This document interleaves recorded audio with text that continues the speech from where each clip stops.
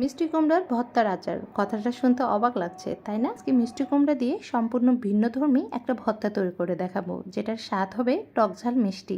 এর জন্য মিষ্টি কুমড়া প্রথমে সেদ্ধ করে নিচ্ছি। অল্প একটু পানি দিয়ে মিষ্টি কুমড়া সেদ্ধ করে নিতে হবে, খুব বেশি পানি দিবেন না। পানিটা এমনভাবে দিতে হবে যাতে মিষ্টি কুমড়া ভালোভাবে সেদ্ধ হয়ে যায় এবং পুরো পানিটাও শুকিয়ে যায়। সাথে 1 চিমটি লবণ দিয়ে মিষ্টি কুমড়োগুলোকে আমি সেদ্ধ করে নিচ্ছি। তো মিষ্টি কুমড়োগুলো আমার সেদ্ধ হয়ে গেছে এবং সাথে সম্পূর্ণ পানিটাও কিন্তু শুকিয়ে গিয়েছে। এক্সট্রা পানি থাকলে ফেলে দিবেন না, সম্পূর্ণ পানিটা শুকিয়ে নেবেন। পানি ফেলে দিলে এতে করে মিষ্টি কুমড়োর পুষ্টিগুণ সেটাও কিন্তু চলে যাবে। তো মিষ্টি কুমড়োগুলো বেশ ভালোভাবে সেদ্ধ হয়ে গেছে। মিষ্টি কুমড়োগুলোকে এখন আমি নামিয়ে নিচ্ছি। তো মিষ্টি কুমড়োগুলো নামিয়ে ঠান্ডা করে নিয়েছি। এখন হাত দিয়ে আমি মিষ্টি কুমড়োগুলোকে চটকিয়ে নিচ্ছি।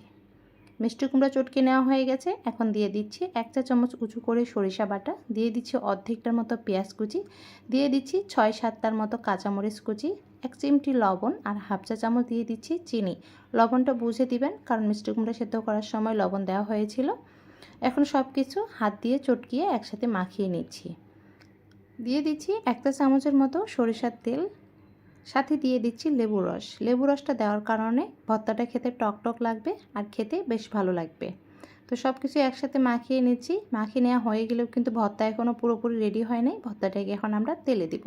তো আমি আবারও একটু লেবু রস দিয়ে দিচ্ছি, আমার কাছে লেবু রসটা কম মনে হয়েছে। তো ভর্তাটাকে এখন বাগার দেবো, এই জন্য 1 টেবিল চামচ পরিমাণ সরিষার তেল নিয়েছি এবং অর্ধেকটার মতো পেঁয়াজ কুচি। পেঁয়াজগুলো বেরেস্তা হওয়ার আগ পর্যন্ত ভেজে নিচ্ছি। তো পেঁয়াজগুলো ভাজা হয়ে গেছে, তো দিয়ে দিচ্ছি মিষ্টি কুমড়ার ভর্তা, দিয়ে ভালোভাবে মিশিয়ে নিচ্ছি। তো এইভাবে মোটামুটি 1 মিনিটের মতো রান্না করে নিচ্ছি এবং সব শেষে দিয়ে দিচ্ছি ধনিয়া পাতা কুচি। এটা অপশনাল, চাইলে না দিতেও পারেন, তবে হাতের কাছে থাকলে দিয়ে দিবেন। ধনেপাতা কুচি দিয়ে আবারও ভালোভাবে মিশিয়ে নিচ্ছি। মিশিয়ে নেওয়া হয়ে গেলে সাথে সাথে এটা নামিয়ে নেব। বেশিক্ষণ রান্না করা যাবে না, এতে করে ধনিয়া পাতার ফ্লেভারটা নষ্ট হয়ে যাবে। তো জাস্ট মিশিয়ে এটাকে নামিয়ে নেবেন। তো আমি নামিয়ে নিয়েছি, দেখুন ভর্তাটা কেমন হয়েছে।